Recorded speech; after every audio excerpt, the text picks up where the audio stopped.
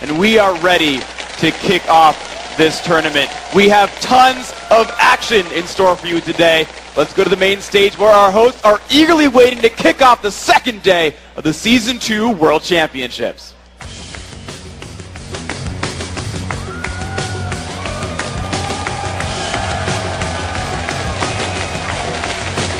What is up, Southerners? You guys ready for today?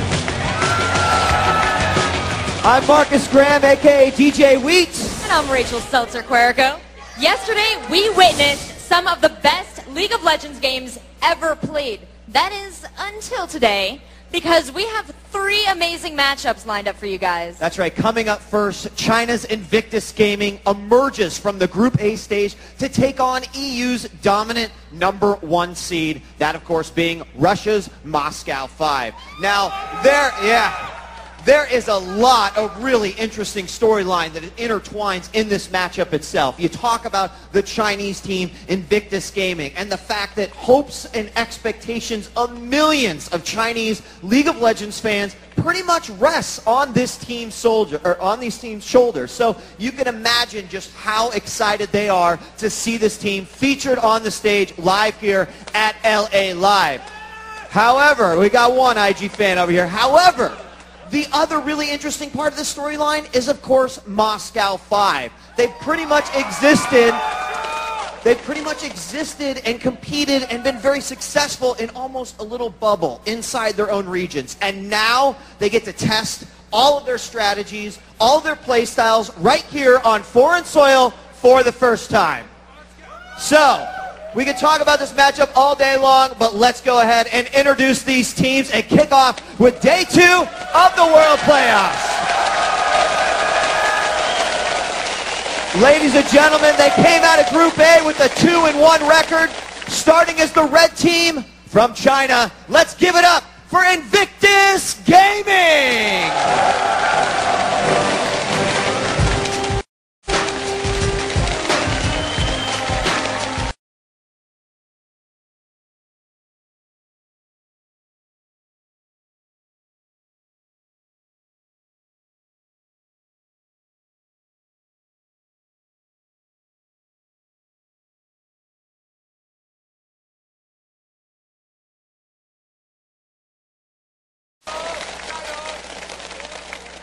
At AP Carry, it's Zatai.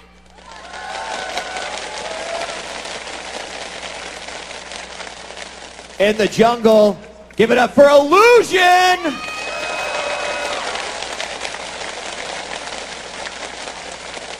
Playing support, we have Zhao Zhao.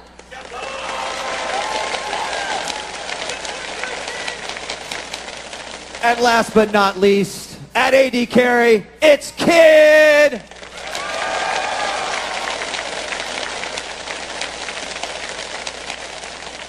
Let's hear it one more time for Invictus Gaming!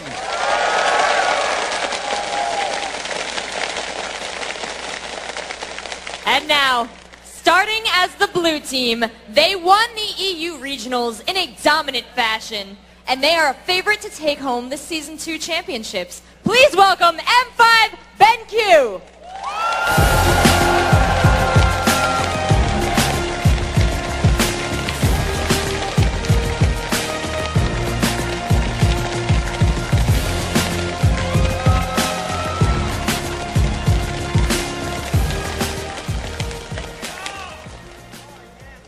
Starting things off in top lane, it's Darian!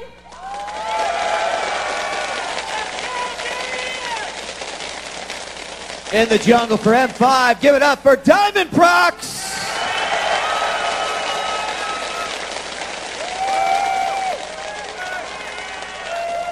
At AP Carry, you know him, he's Alex Ich!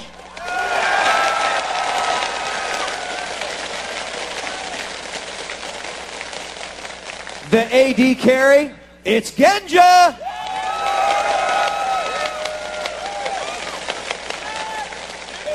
And as support, we have Gosu Pepper!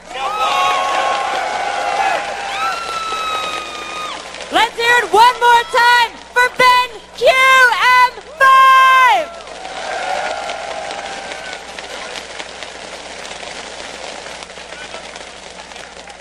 Both teams look like they are ready to go. I have a feeling that you guys are just as pumped up for these matches as the teams are. Let's shoot it over to our casters. Ladies and gentlemen, give it up for Rib and Freak. All right, guys, thanks from the stage. All these games today are going to be absolutely fantastic, but I'm particularly excited about this matchup coming up, Freak. It's going to be a matchup of the firsts. This is really the first time both of these teams are playing on foreign soil, and it's the first time they're playing each other either. These guys have not squared off against each other ever before. These guys have not played in America ever before. Like, I mean, I guess if you count yesterday for Invictus, they've got that. But overall, you know, these guys are really coming out and proving themselves against each other for the first time. It's so hard to call. You can't really make any predictions here. So before we analyze the keys to the match and we get into all that, we had a chance to sit down with both of these teams and get their impressions about facing off in the quarterfinals. Let's see what they had to say. 最不想遇到 M5，但是以我们自己的就是心里想的话，其实我们很想碰 M5的，因为就是要始终要跟就能这么快跟世界就是顶级战队一战。They are top Chinese team. They did some interesting moves. They play really aggressive. That are the advantages. Still, we feel pretty confident, so we will do our best. The strategy is that it is one of the top teams, and we will only meet them if everything goes like perfect from our side and from their side only in finals. We should not do mistakes and play our best. It's like play your best and you win in this game. And there you have it, Freak. Moscow 5 BenQ looked unstoppable at the EU Regionals, and I think everybody thought so as well. So let's take a look at what Invictus has to do to take them down, that aggression, that innovation of the strats, and really it's to get ahead early.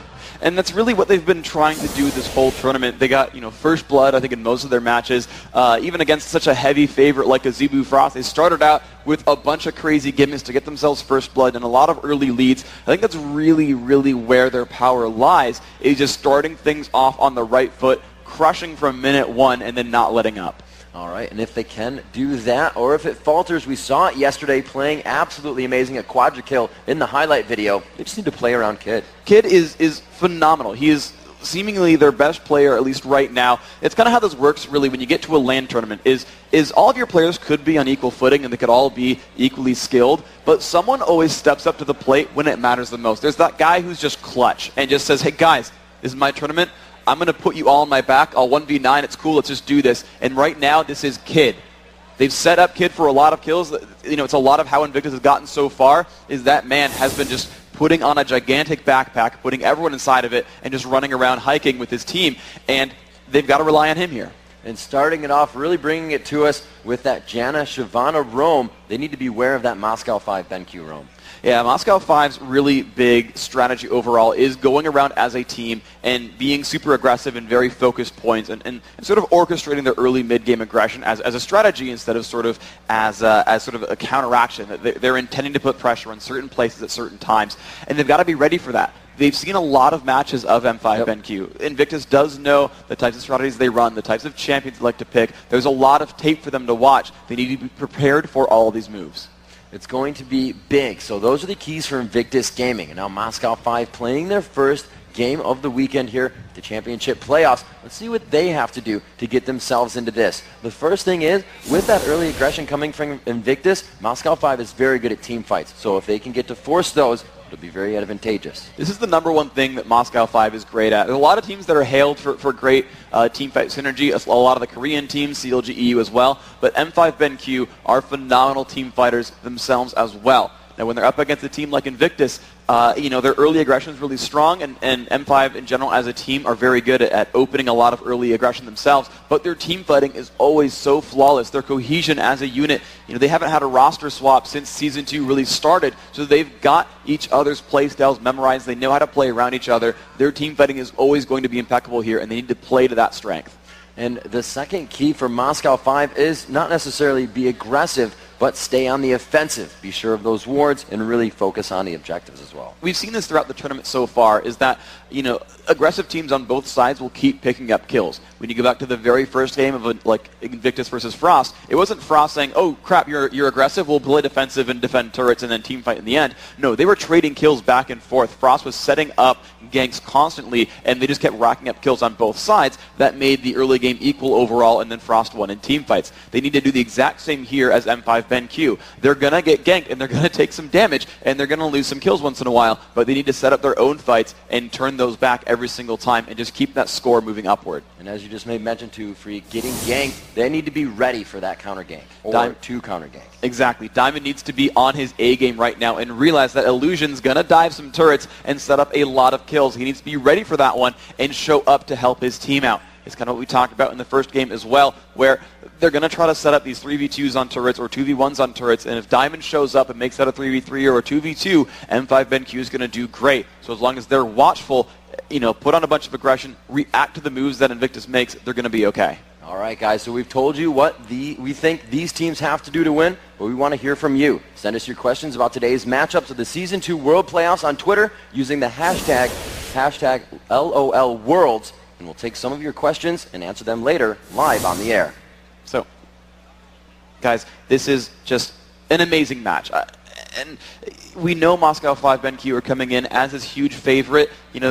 Invictus in their interview said, we're a little bit worried. We didn't really want to draw them, but at the same time, it's nice to get that experience and play such a phenomenal team. And, you see Alex from M5 saying, yeah, we're the favorite. If we just play our game properly, we're probably just going to win. And sure, a lot of that's true. They're a very heavy favorite. They're a very, very strong team. But even still, there's a lot of skill on both these sides. I just cannot call it. I would have thought at the beginning, yeah, M5 looks really strong, but you don't really know there. They're unproven in America, and Invictus looked really, really good yesterday.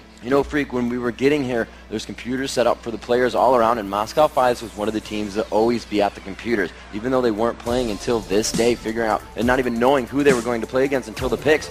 We really just saw that they were always dedicated to training and practicing when other teams are going out to eat and discuss. So we'll see if that comes into play here. We are now into champion select. As you can see, Maokai and Alistair thrown out there. A little focus on the jungle as well as that support. Gragas and Nunu as well to try and cut out some of those compositions that could be created.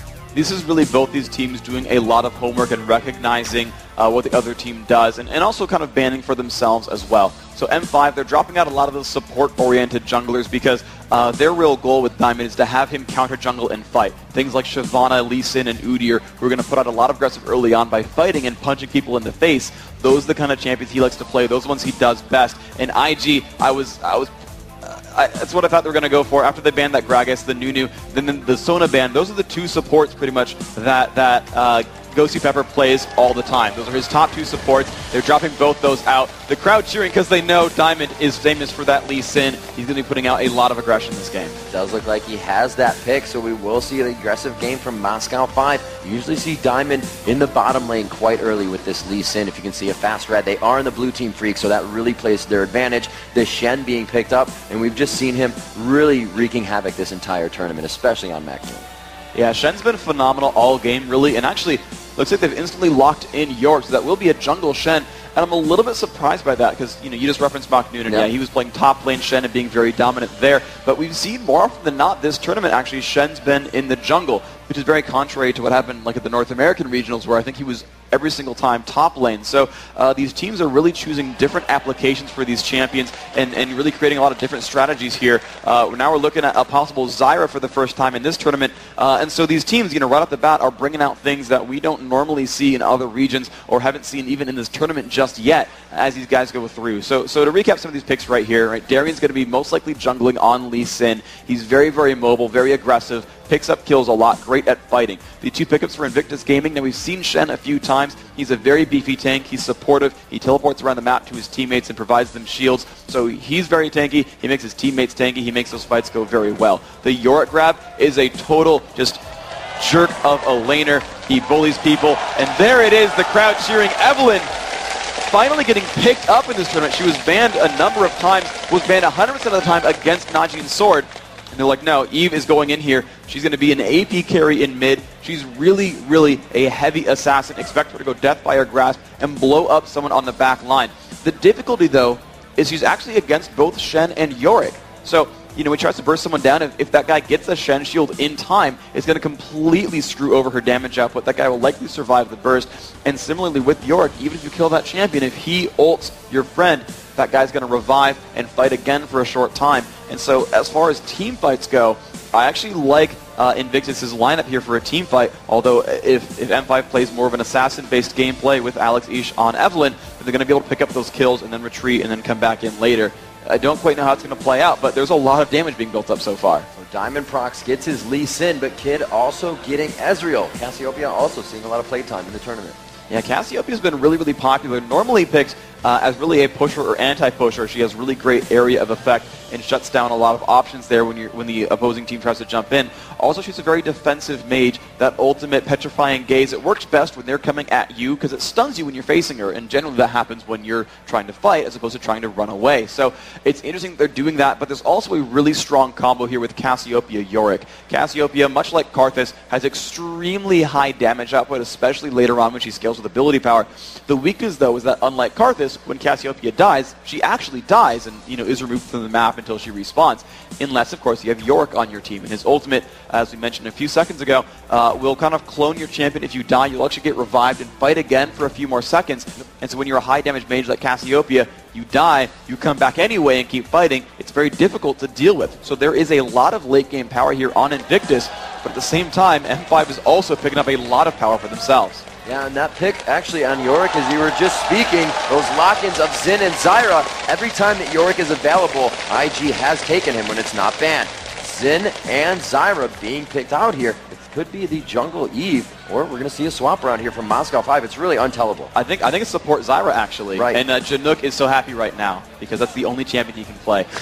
Sorry, just my friend. Anyway, yeah, we've got the game going underway very, very soon. Moscow 5's lineup is really, really interesting because it is a lot of crowd control, a lot of area control, and it's just like, okay, so it's going to be Kog'Maw on the back line killing people, and then everyone else just kind of get in the way and deal with all the other threats. This is going to be pretty interesting. Lee Sin's going to be very aggressive, going to move around the map, make a lot of moves.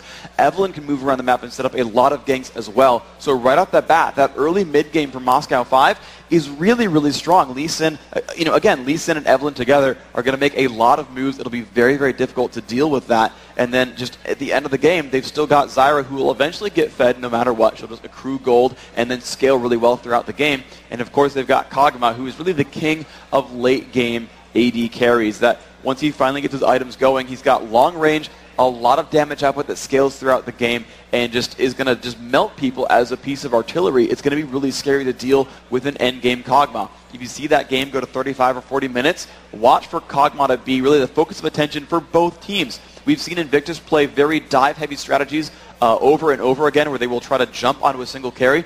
This time they don't actually have that. Yes, they've got Leona. She can set up those situations. Shen can kind of dive in and put in some damage, but because they have that top lane Yorick, and because their mid lane is Cassiopeia, they don't really have that same burst potential that we saw when you had like Malphite and Leona together, or Nocturne and Leona together, where they will absolutely dive that one champion. So Kog'Maw, I feel, is going to be pretty safe in this lineup, actually. Outside the laning phase being a bit tricky, having to fight against Leona Ezreal, if he can survive that laning phase, Genji's going to do really, really well on Kog'Maw this game. It's going to be great for them bottom. They do have the crowd control to help Kog'Maw get out. A little bit squishy, so he's going to have to use that Void Ooze, get himself out of the lane. Zyra's going to be able to put out a lot more damage than the regular support, though, so that'll be a great bottom lane for them. The Xin pickup is great. More crowd control. You'll see him coming out of nowhere, possibly. Also, Lee Sin as well. The entire kill team all around the map. And still, as they switch, looks like Diamond is taking that. Alex Isha is going to be on Eve for that mid-AP burst, as you were saying. The Deathfire grafts into that back line. And they just have a team that is going to be complete dive buddies here. Yeah, this is really the inverse of IG's lineup, where it's like, guys, let's team fight. We've got defense, we've got Petrifying Gaze and shields and revives, and Ezreal super safe in general. So, yeah, IG's lineup is all about surviving and just having a nice grand 5-on-5 team fight and just, going about their way, killing things, which is great. M5's is like literally just about killing things. Everyone on that lineup is full out offense. It is just like destroy champions over and over. And this is interesting because I don't see this type of lineup very often. I don't see constant all-in champions from literally everyone. I mean, even Leona is like a little bit all in, but like has some tankiness in her kit. Kind of initiates fights with the crowd control. Not so much with M5. There's almost no dedicated crowd control with this lineup. You've got a knockup kind of conditional from Xin Zhao. You've got a knockback that's kind of conditional as well. Lee Sin's got his dragon kicks. Like there's technically crowd control here on Moscow 5, but not something like Dazzle or Solar Flare or Unstoppable Force where they like lock up targets. It's like a bunch of pushbacks and like temporary crowd controls, and it's just damage everywhere. And you know. If it's enough to completely overpower Shen and York, then great, it's going to work out for M5. I think they have a lot of front-loader damage output, and again, if they can't deal with Kog'Maw, which actually seems unlikely, that after the burst is done, they've still got Xin Zhao and a little bit of Zyra, depending on her gold, and definitely Kog'Maw, just pumping out even more pain there. And yeah, I think, you know, as it sort of plays out towards the mid and end game, M5 just has the damage output they need to just keep killing things overall. I think their lineup is really, really strong. IG's is very standard. It's very safe. It'll work overall. But the 5 kill people champions for M5, that's actually really, really good too. So Freak, both of these teams being very aggressive, but with what they're bringing to the table with no sustain and everybody having to focus very early on their own spell vamp or lifesteal, how do you think that's going to affect the early game with those purchases having to come through? It's going to be a little bit interesting here. Alex Ish is going to take some pain overall in his matchup because he's against a ranged champion. He will take some poke from Cassiopeia. Eve vs. Cass is not the best match overall, but we're going to find out what is going to happen in this game. Guys, are you ready for Game 1 of the quarterfinals? The teams have made their selections and are about to start Day 2 of the Season 2 Championships, ladies and gentlemen.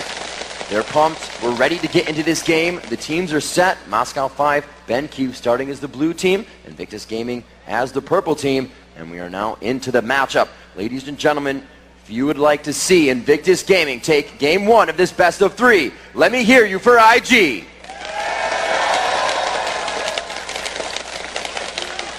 And as we get ourselves into the game, I want to gauge who's a fan here of M5 BenQ. The other teams are poised and ready, as you see on your screen. And we are going to jump into this early game laning phase here, ladies and gentlemen. 30 seconds on the clock. Nobody's really pushing each other out of any jungles. Alex Ish, however, roaming around here. The ward goes down, so they won't get the invade up top. But that's huge vision for Alex. They're going to be able to inform their team about that right away. So let's see what happens here, right? So the ward goes down. It's been pinged. And really, both of these teams are setting up pretty safely on the map. You can see them kind of standing around an early ward there for Invictus, looking for an early invade from M5.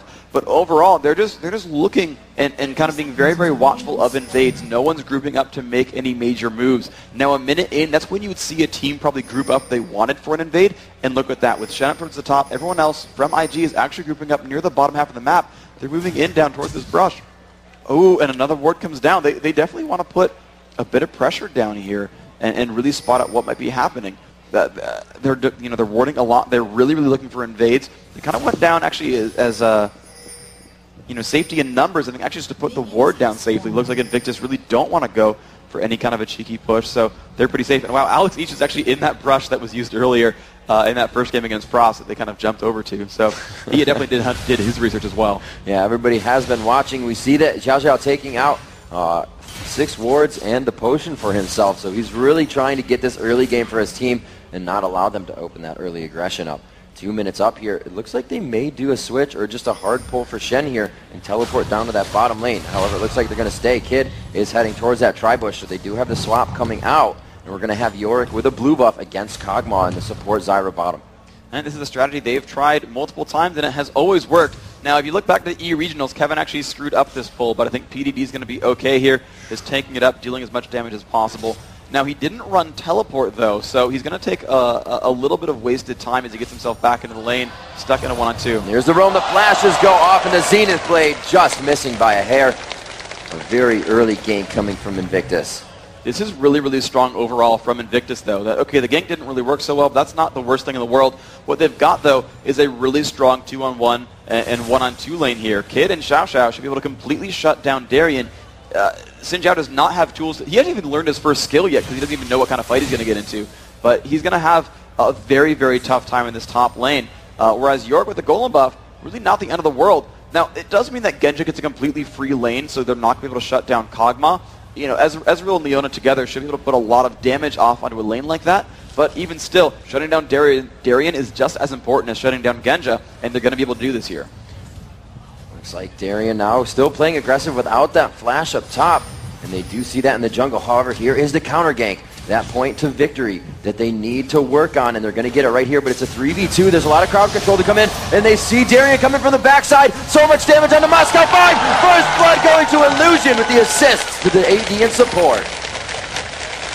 That was actually pretty unfortunate there, right as Diamond showed up. I think he expected Illusion to be nearby. He was waiting in the background, really timing that. But the thing is, once he's safeguarded over, they just both got hit by Shadow Dash. He was really unable to counterattack the entire time and wasn't able to force Kid to stop swinging. So a lot of damage coming out there. And Illusion, yeah, that first blood really, really good. Now, M5 are making some moves themselves, though. You've got to realize that they're actually pushing very, very hard onto PDD and that bottom turret. Genja no longer with turret aggro, should be able to put out a lot of damage. And he's actually swinging for minions instead of the turret, though. It looks like M5 actually not trying for an early turret kill.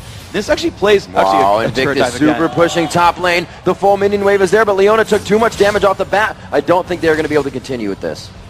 Nice move up by Darien, though. He bought a lot of time, and oh, wow. He got an early red elixir there as well, so he can spike his health back up just in case something tricky happens to him. Again, PDD being pushed out bottom with that blue buff. He's able to help himself. They are 700 gold in the lead from that first blood, and the assists tagged onto that. Illusion returning to his jungle. He has not gone back to buy yet, but he does have a good amount of money under his belt. Right now, the most in the game, 927 gold to himself as the jungler. That's really going to help his presence in lane once he goes through these camps, and then he's really just going to be able to forget about the camps for a little bit and use that time to help out the lanes a lot more. Yeah, I do expect to see these junglers ganking very constantly throughout this game. This plays really to their overall play style. York, though, kind of going back into the jungle, though, kind of unsafe in his lane. I don't know if he spidey sensed Diamond being around, but he did retreat. His mid lane actually is pretty difficult for Alex East. This is really what happens, though. You know, like I said, the Cassiopeia, a bit of a counter pick, diving in on the turret. Ignite is on as well. This could be enough. It is. Z-Tai picking up the second kill of the match. And like I said, that lane is a bit of a mismatch there. That Cassiopeia was grabbed, I'm pretty sure, as a counter pick to Evelynn, knowing that melee champions have a very tough time dealing with Cassiopeia. Initiation onto Darien top once again to force him out of lane. No kill there, but he is having such a hard time. Top 12 to PDD's 22, and he's forced to buy that red elixir. The gold just going to situational events that haven't even happened yet. And Illusion is flanking around from the jungle as well. Diamond, once again, he's ready for it. Look at that foresight, and he finds Illusion there coming in on the turret. Here's that counter gank. Once again, a beautiful shot. Leona getting herself out of range of the turret, but Kid is under it. Good micro back and forth, and Diamond is forced out once again. But that was really the move they needed to make, though. Yeah, Diamond took some damage, but it was going to be a 3-on-1 at the turret otherwise. Now, maybe if he didn't get spotted, they could try to force something and let the turret fight the entire time, but even still, not letting those turret dives work against Darien is really advantageous because the minion wave is pushing down a little bit. Darien is going to get a bit more time to farm. He's finally at 16 minions, which isn't the end of the world, though obviously not exactly optimal. He's still going to get to scale up through this game, and one thankful thing about Xin Zhao is that he does scale great with levels, and the fact that he's not getting completely forced out of lane means he will still gain experience and eventually catch up in this game, even if he doesn't quite get a lot of items. Looks like Lee Sin's Diamond procs. He's going to be going, pushing mid a little bit. He's going to be going for that Wriggles. They're a little objective focused here, trying to get that armor in. As he sees, there's just so much damage coming from top lane, and that's where he's going to have to help. He does not need to work with bottom lane right now. That Zyra Kog'Maw can push very well. Top lane still pushing. They're almost equal on bottom and top here, just 75% of that push. Kid and Xiao Xiao just looking to go back here. Let's see how much money they have under their belt. It is going to be 1,500 gold right now for Kid. We'll see what he gets. He can get a really good burst of damage coming out of that after his buy. It's likely that he's going to go for Trinity Force, especially that Phage early on. It's one of those items you pick up to try to shut down a lane when you're kind of ahead a little bit, because those extra slows coming out from the item will really help you pick down an opponent. Diamond making his second rotation through the jungle just now, and that's going to be matched, of course, by PDD running off for the Golem buff as well. But as they clear out the jungle camps here and try to get their buffs back, expect the junglers to re-aggress here. Diamond with the fresh Blizzard buff, Illusion the same for himself. You're going to see them make their ways back to the side lanes for more damage. Shen once again picking up his red. We'll probably see Illusion top, but the warding now quite heavy. They're going to go down in about 30 seconds in that top lane, so he may be able to walk past those after they go down. They know that Alex is kind of wandering around here, and they start to look very cautiously. They're only going to see him when he gets slightly in range. can also see Kid and Xiao Xiao trying to make a move to help out there. Yeah, so Alex is going for the golem buff right here. He's getting that golem buff for himself finally. That will allow him to finally start pushing the minion wave out. And now that Evelyn has finally leveled up a bit, she's got rank 4 in Hate Strike. This will, or Hate Spike rather. This will allow her to shove the minions around and then finally start roaming. You really want to hit level 6 first before you ever make these moves as Eve. That gives you all the burst damage you want. But you can see Alex now being pushed down to his turret. He's going to have to just try to last hit here pretty successfully, actually, under the turret. Get his gold back up. He's still, though, getting zoned by Cassiopeia. Look at that. She denied all 3 ranged minions by saying, if you walk up to this, you're going to take way too much burst. Would be in range for Petrifying Gaze. Alex knew this and had to completely back off and miss minion kills. This lane matchup still very, very difficult. Genja, though, still in that 2-on-1 is not taking any pressure. You can see 69 minions on him, getting a lot of farm, completely ahead of Kids Ezreal here. It's going to be the Genja show this game because no one else is having a great game yet on Moscow 5. Oh, coming into the bush, Evelyn goes right onto Zatai. Alex, he's forced to run out of that one, but you saw him do half health freak, and with that amount of damage, looks like they're going to try to pressure the dragon here. True Shot Barrage coming down right through. Diamond Prox quickly gets the dragon, safeguards to a ward, and keeps himself alive. Beautifully played there. 9 minutes and 20 seconds in the game. Now, Freak, we see this matchup between Evelyn and Cassiopeia in mid where Evelyn just taking so much damage every engage. But is there a point in the game where that's going to turn the tide and she's just going to be able to outburst Cassiopeia? It's going to depend a lot on gold. Typically, though, Evelyn, yes, is a great burst assassin, and really, I would consider assassins to be one of the banes of Cassiopeia, is that, you know, she will try to itemize some durability, but still does not have any major escape tools, you know, compared to something like Ahri or Gragas who can disengage very safely. So Cassiopeia will be subject to a lot of pressure as mid-game rolls around. But like I said, Cassiopeia likes to buy a little bit of durability. Rod of Ages and Abyssal Scepter are likely purchases here, and so you'll see her get you know, a little bit more safe. The Chalice really the first item she's grabbed out. It's going to give her some magic resist. That's the type of stat she needs to survive fighting Evelyn. Now Alex, I think he's going to start his roam game. No, actually, he's just going to recall. I'm wrong. His ultimate, though, up in 20 seconds. Whenever that's up, he wants to try to make a move with that. And actually, he might make a move with Diamond here. They do close in on Diamond. He goes for the Asthma, and he comes around the corner, playing that Fog of War to his advantage. A great flash by Zatai as he puts himself quite distance for both Alex and Diamond. Doesn't get himself any of those wraiths as they were gone. He almost found himself in trouble. 10 minutes into the game, Invictus Gaming with about 1,000, just under 1,000 gold lead, I should say. And there's been a lot of aggression that's kind of stopped. They really haven't seen too much lately. They haven't tower dove really in a long time, and I'm kind of surprised at that because they have Illusion, who's going to be so very tanky and can really set up his team for successful tower dives by giving someone a shield.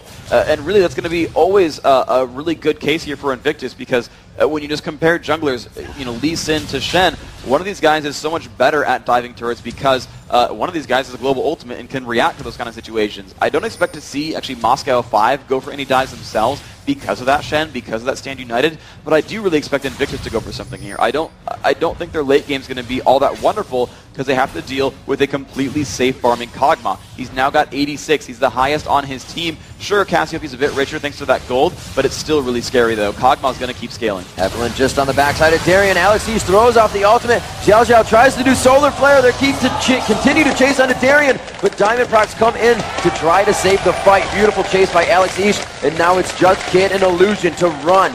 They are just trying to get back to the turret. The pursuit is on. Nobody is really out coming to this fight. Zatai is trying to make his way upriver through Baron. Illusion goes down, but Zatai will not make it in time. Kid does make it out alive. 2-2 is the score now. Really nice job. That is exactly the kind of gameplay that M5 BenQ wanted there, was putting their jungler and their mid lane together and getting Alex Ish to roam. He does like to put that pressure on. He is a roaming mid laner, and that is the kind of move he needs to make over and over to get his lanes back in. Darien with an assist and finally some pressure relief so he can last hit some minions is going to really help him. He's going to be one of those big frontline champions. And when you look at M5's lineup, they've got double bruiser and no major tank. So between Lee Sin and Xin Zhao, they could get melted by Kids Ezreal. If you don't buy any major durability items, an AD carry will completely outscale you and really, really ruin your day. So M5 either needs to rely on their bruisers getting farmed enough to become tanks based on levels and sort of minor tanky items, or to get farmed enough that they can one-shot Ezreal in a burst combo and not deal with it at all. But M5 is going to need one of those two avenues to be able to deal with Kid. True Shot Barrage coming out, just trying to push down the lane as it looks like they're going to try and get it back here. Looking at Ezreal's pockets, he does have 1,000 gold there, an assist under his belt. But it's going to be to 107 minions on Kog'Maw. He was trying to finish a little bit of attack speed first. Looks like he could go for Zeal, throwing out that Brawler's Glove right away.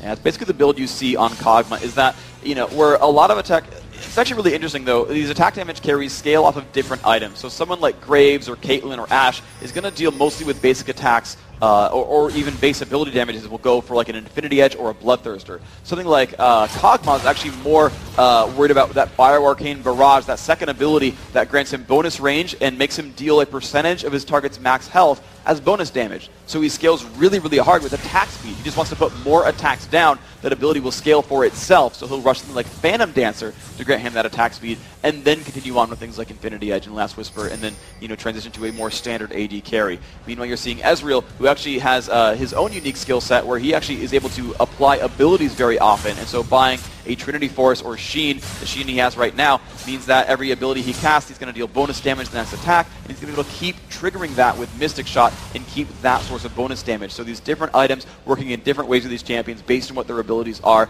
It's just kind of cool to see that they're going to have differing builds, and it just means that their playstyles are always going to differ here in fights.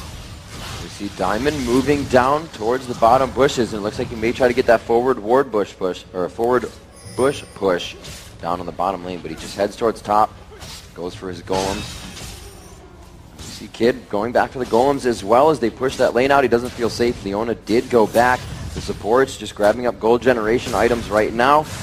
Damage mitigation in the magic resistance department down there for Zyra. Gosu knows he needs to be a little bit more aggressive on the support, so he's going to try to get into the fight more and make himself tanky as well. Supports usually helping out with those area of effect abilities for their teams. But we're going to see, like you said, Freak, a complete kill team. These guys are going to scale very hard, and in that aspect, who do you see having this late game? The late game, I still think it might be the Kog'Maw story. I just overall like M5's lineup because they've got the burst damage to deal with Ezreal. Even though they can clone it, I still think it's pretty strong. They can kind of run in, one-shot someone, and then try to disengage, and then fight a 5-on-4 afterwards. And the entire time they're backed off, they're backed up by what I think is going to be a very, very safe Kog'Maw. I don't see the answer for Genja here. He's going to keep scaling, and that really is the ultimate reason why I like M5 BenQ's late game. So we see 0 turrets down across the map. Dragon being done once again. It goes again as well. 2 on Moscow 5, BenQ. Diamond Prox being very good with the timer on that, but the engage happens. Solar Flare goes out. Gosu Pepper goes down, but he gets his ultimate off. So that's going to help out a little bit for these guys as they push down. Moscow 5 just melting under the pressure right now. Too much damage is coming out. Diamond Prox being chased. Genja cannot get under the turret. They will probably get both of them. It looks like Genja just got far enough away, but the chase is too strong from Kid. Nobody goes down for Invictus. They're going to keep this going. They're going to turn this into some more pressure. That Yorick clone just tanking the turret. PDD's ghouls have to tank it for a short time, but now the backdoor bonus is there. They're going to pull back a little bit. And just look at all those kills they've picked up. That mid-game team fight so very, very strong. Alex Ish really got caught unaware, did not get to use his ultimate or his Deathfire Grasp. So one of those core tenets of that M5 BenQ lineup, the burst damage to kill someone off right away, was completely not there in that fight. Darien, the same, never got to use Crescent Slash. They just do not have... they didn't use all their tools that game. Whereas IG, you saw the Petrifying Gaze from the back slowing down the opposition. The flash taunt coming in from Illusion to lock up those champions there. That's really how that fight happened. Was their ultimates got used, their summoners got used. They got all the damage output here. Alex didn't even get to flash or ignite. Just again, completely locked up there. That's going to be a major difficulty. This mid game so very good because if you can't cast your abilities, your burst damage is gone. And Genja here on Kog'Maw is not yet that scary. Cassiopeia's versatility, you saw Petrifying Gaze there slowing everybody in the fight to continue capitalizing on kills. It was 2-2 as they picked up 4 in that last fight. 22,000 gold as they still keep a bit of a lead here. Alex Ish returning to mid lane, making sure nobody is in the wings to take him out as Zitai will see him within that range. Diamond Prox coming towards middle here. Looks like he could try to safeguard up and get to this fight. The Deathfire Grasp goes off. Coming from behind, he could land the Q here. No, he goes for the safeguard first. The Q will hit a minion, unfortunately. Oh, wow. And that was them getting a little bit too tricky for themselves. They knew Cassiopeia had Petrifying Gaze up. You kept seeing them like go in, then turn around, and he was like, nah, you're just going to juke yourselves. I'll just run away. Thanks. Yeah, that unfortunate Resonating Strike was, sorry, the Sonic Wave really was pretty unfortunate there. But even still, I just like the cute moves there. Zenith over the wall, True Shot Barrage, but Kid They're focusing Gosu. It's just going to leave Genja to throw out all the damage. He is more than happy to do that. Going down into the red buff as well. Diamond Prox looks like he could have a takedown on PDD here with the help of Darien. They will focus down. Yorick ulti is up again. They're able to chase one out, but it looks like they will pick up the kill there as well. And they go 1 for 1 across the map. Oh, again, the pressure on the top lane, though. Shosho going to get crushed down. Nice gank by Alex Ish, making that one happen.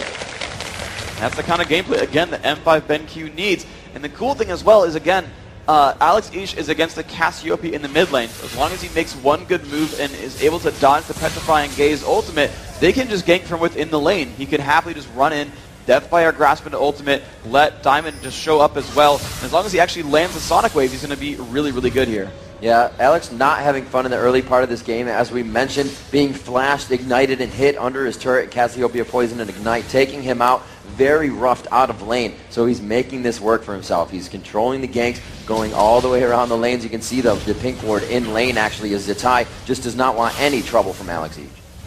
And that's really true. That's going to be how Cassiopeia will play this matchup, is shove the minion wave, you know, kind of watch where Alex is going. If he thinks aggression might happen, he's going to turn around and back right out. You saw him put a Vision Ward down in that mid lane because he wanted to make sure he could see if Alex would push on through. Now Invictus, knowing they have a gold advantage, are actually shoving in for turrets. This is exactly what they want to do. They know they're ahead. They need to push some objectives and really make this mid game their own. They're really timing all these waves perfectly. Getting to the tower as soon as they're getting a wave. There's no stalemate time to give Moscow 5 BenQ their time to transfer over to mid. So they continuously get turret damage down without really taking any themselves.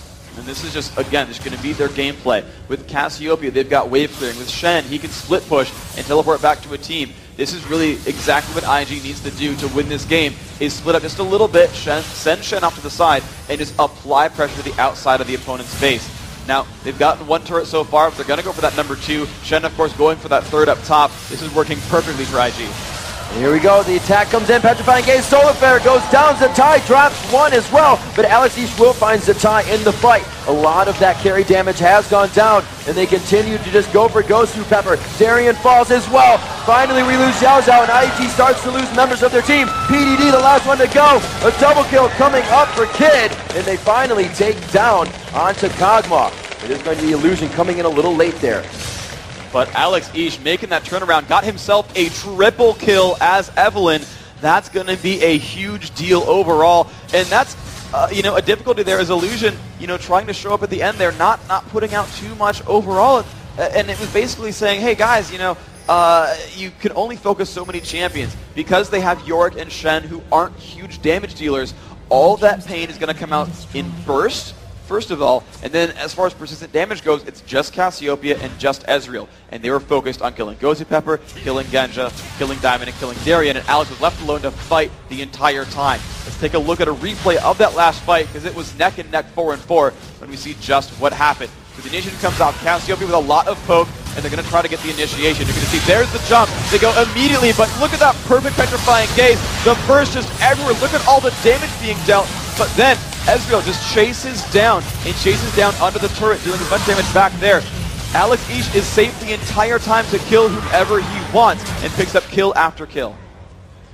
Now as they move to Dragon here, as we're back to live, looks like Invictus may be able to take their first Dragon here. They have been 3. Diamond Prox waiting on the wing to get in there and smite this out. Who will be able to grab their Dragon? Diamond Prox grabs it out! Can they win the fight? They lost a lot of HP on the focus there. Alex Ish on a rampage as he drops PDD, and it looks like they will be able to melt a few members here of Invictus Gaming. Diamond is still alive somehow. Puts on the shield. Can they get these last 2 with a sliver of health and an ace and the Dragon Steal when they lose 3?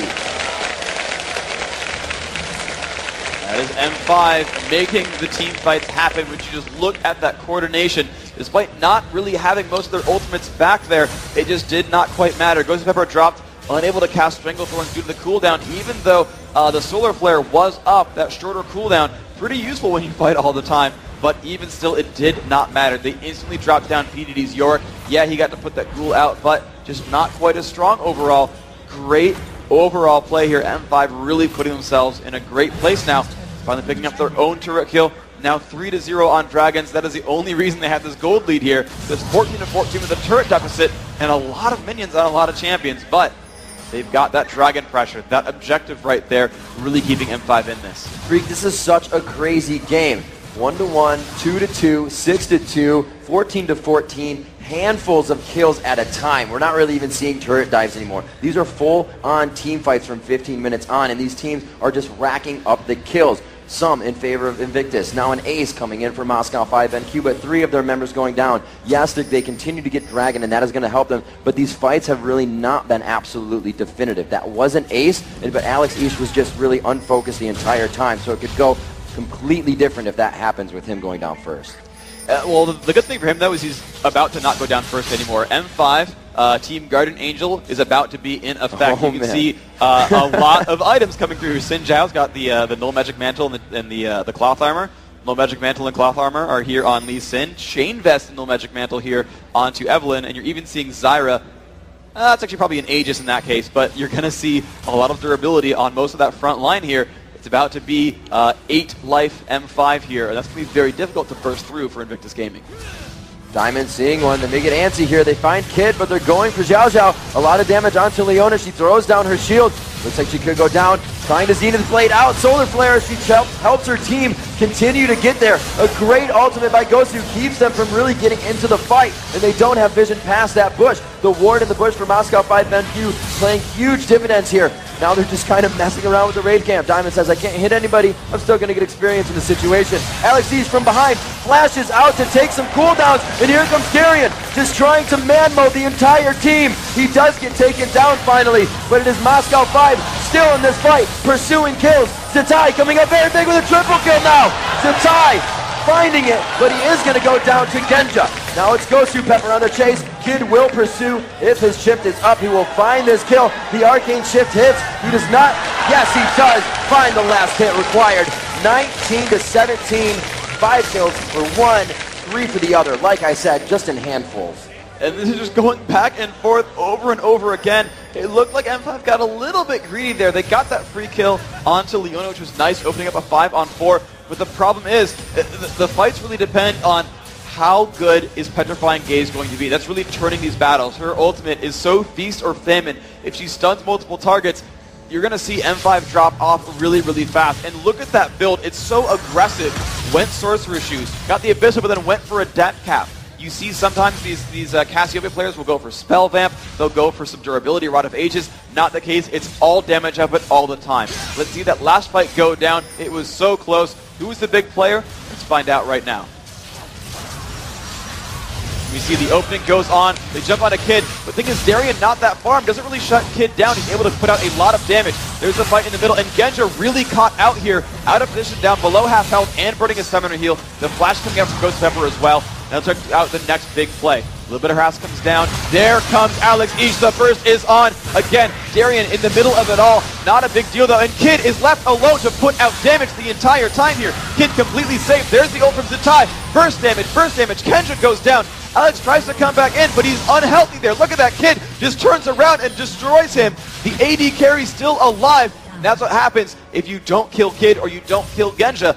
That's how those fights turn around. An easy chase there for Kid. You've got to kill the AD carry first. You've got to. You cannot waste your cooldowns on anyone else. Invictus Gaming has not really pushed too much off of these fights, Freak. We've seen this happen before. You need to start capitalizing on things. That top turret was very nicely prepped for them to be taken down throughout the entire lane, and they're able to capitalize on that. So inching by these fights, they are going back and forth. We did see the ace there, but they still need to be picking up more. They didn't find the last dragon, so they need to capitalize very hard off of every fight they win.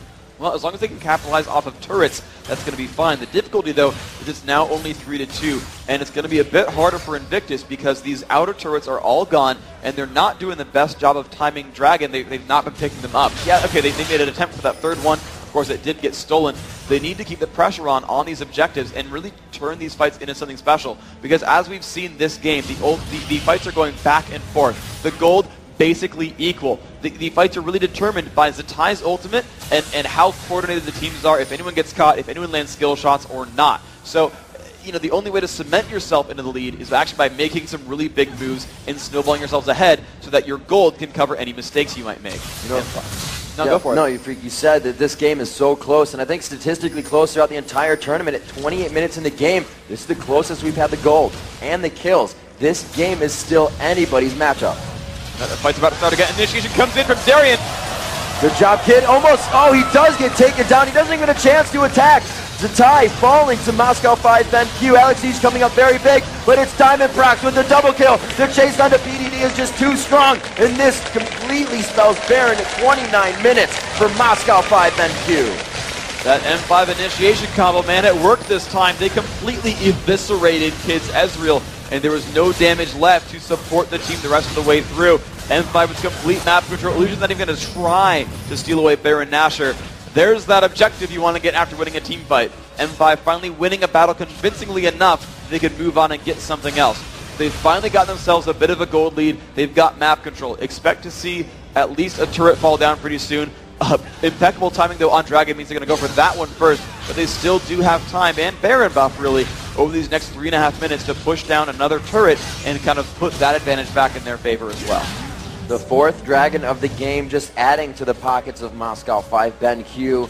The richest person in the game right now is going to be Genja on Kog'Maw, but right behind him by 100 gold. They're both at 11,000, 10,000 right now for Zatai, so you can just see how far ahead they are. These guys really banking it for themselves, and the kills going across the board for them. 8 kills for Genja, 8 kills for Alex Ish. They almost have the same exact score. 4 kills coming in for Diamond Prox as well. Darian had a very hard game top, but he's got 14 assists, so he is participating in every fight still.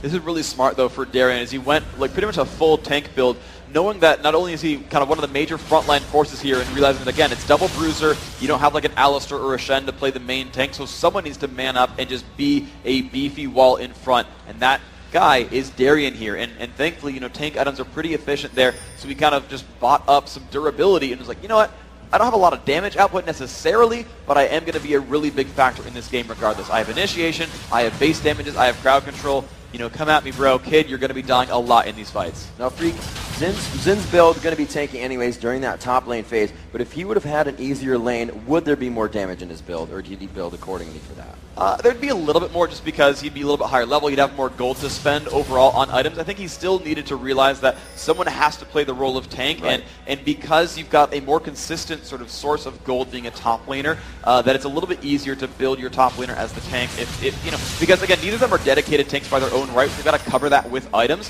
and the best way to cover that with items is to have the gold to spend and actually buy those pieces of equipment. So Darian really performing that role. I think from Champions League they knew that was his role, but thankfully, you know, his fates have finally turned around a little bit. They're actually doing a better job in fights. He's getting the gold to supply these items. If Darian had kept getting shut down, if none of these fights went well for M5, he would be so squishy this game. You see Invictus Gaming in their own jungle now. Looks like they're trying to head towards top, just going where they saw the last vision of Moscow 5. With that Baron and Dragon down, it's really all up to just that fog of war fight. Who's going to catch who off guard? Right now, Invictus only has the defensive wards. All the wards for Moscow 5 BenQ are offensive. Behind Baron, in Invictus's Tribush, as well as one just went down at Raids, but they're in the bottom of the map as well. So they're trying to give themselves that advantage here. 30 minutes into the game, they've broken that score. They've broken that close gold. It's now 49,000 to 44,000, and the turrets are even. Moscow 5, we're now seeing Diamond and Darian staying together in a little bit of a pushing crew here. We'll see how this affects this split push. Well, it's going to be, I don't really care, really. M5 can just keep pushing on forward. There's a little bit of wave clearing from Cassiopeia. It will make it a little bit difficult, but even still, M5 is the dive crew. They can just go in on a turret and probably come out in pretty good shape. Now, it's only a 4,000 gold difference, but it's still going to be a 5-on-4 to start. They'll get the shield from Illusion. That's pretty strong, but that doesn't mean everything. They can still get a bunch of kills before he's there to lend crowd control. It's a 3-second channel, that teleport. So in the first 3 seconds, if they kill everyone else on the lineup, it doesn't matter if he shows up. Going right under the turret, there's the dive in, trying to blow some cooldowns. They blow Scan United, Alex East in the back. He's able to drop Zatai and flash out of that one alive. The Gosu ultimate is going to knock all of them up, and there's just way too much crowd control for them to answer back. Moscow 5 wiping him out. 2 left for Invictus Gaming. Illusion may go down under the turret. Kid is forced to just keep distance right now. He makes it onto the fountain, but Kid gets dope. Oh, Darian goes down from the fountain laser, and it looks like they are forced out, Freak, but inhibitor turrets are going to get the damage in before they make it. Yeah, they're going to get hurt a little bit, but it's still a 4 versus 2. Darian channeling his Inder Mach Noon, diving at the base turret right there. And they would have liked to have that, but it's going to be GG anyway. Congratulations, M5 winning Game 1 of the quarterfinals. Invictus needs to find something to come back for Game 2. Moscow 5 a little on their heels in the beginning, but they just played their game. They continued to gank over and over. Diamond Prox definitely countered the ganks beautifully. He was always top when you saw Illusion there. And that's really what it takes, though. You've got to be aggressive as that team and reactive at the same time. That relying on counter ganks was so impeccable there. And Invictus knew that top lane was like a free win if they could get those ganks going. They knew they could kill Darian.